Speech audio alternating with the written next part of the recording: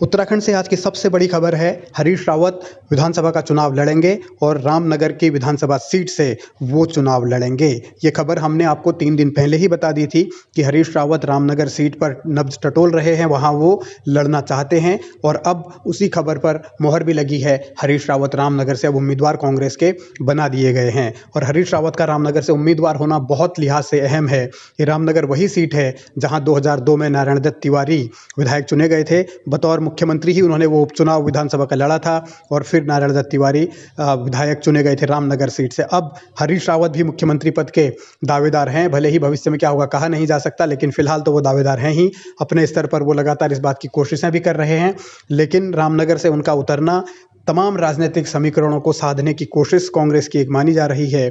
माना यह जा रहा है कि हरीश रावत अगर रामनगर से मैदान में उतरे हैं तो उससे न सिर्फ रामनगर बल्कि उधम सिंह नगर, अल्मोड़ा जिले की कुछ सीटें और नैनीताल जिले की भी कुछ सीटें प्रभावित होंगी आसपास की, और इसका असर कांग्रेस को चुनाव नतीजों में देखने को मिल सकता है। हालांकि हरीश रावत 2017 में 2-2 विधानसभा सीटों से चुनाव हार चुके हैं, तो रामनगर से वो कैसे जीतेंगे, ये बहुत बड़ी चुनौती होगी।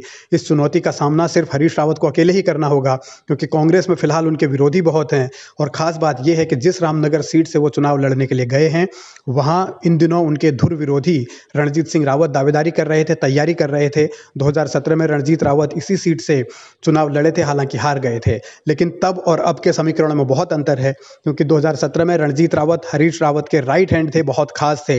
लेकिन 2022 आते आते दोनों की राहें जुदा हो चुकी हैं, दोनों के गुट एकदम अलग हो चुके हैं। रणजीत रावत बार बार हरीश रावत पर हमला बोलते रहे हैं और विरोधी गुट भी हरीश रावत को लगातार घेर रहा है। तो रामनगर में हरीश रावत भीतरघात आपसी कलह से कैसे बाहर निकलेंगे, ये उनके सामने चुनौती होगी। कौन सी टीम होगी जो हरीश रावत को वहां चुनाव लड़वाएगी, ये भी बहुत अहम होगा, क्योंकि हरीश रावत को कैंपेनिंग करनी है सभी 70 सीटों के लिए।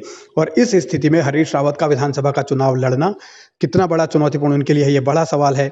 और इसीलिए कांग्रेस अपनी रणनीति को अब धारदार बना रही है। हरक सिंह रावत समेत तमाम नेता बीजेपी को घेर रहे हैं। सेंट्रल स्कूल का मामला हो, बिजली का, मैं जब ऊर्जा मंत्री बना, अब सोचे मैं कैसे सहन कर लूंगा। मैंने पूरा एनालिसिस करने के बाद, पूरा होमवर्क करने के बाद, पहले दिन जब मैंने ऊर्जा विभाग की बैठक ली तो मैंने कहा 100 यूनिट तक हम फ्री देंगे, 200 यूनिट तक हम 50% देंगे। और उसके लिए पैसे की व्यवस्था कैसे होगी, पूरा 400 करोड़ रुपए जो इस पे खर्च होगा, उसके लिए मैंने पूरी व्यवस्था कर ली थी।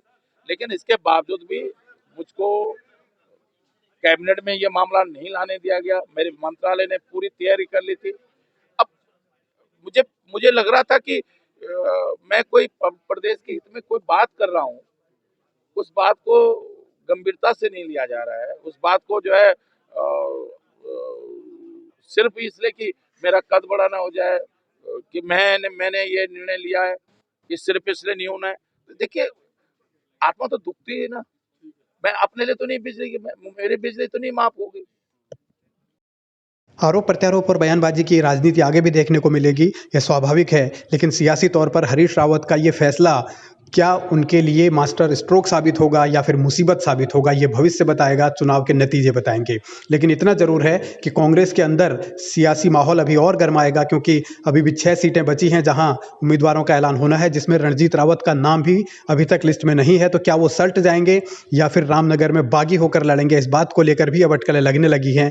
सियासी माहौल काफी गर्म है और कांग्रेस के भीतर जिस तरीके की गर्माहट हरीश रावत की सीट को लेकर पहले थी, अब उनका नाम डिक्लेयर होने के बाद भी वही गर्माहट बनी हुई है। आगे आगे देखिए होता है क्या।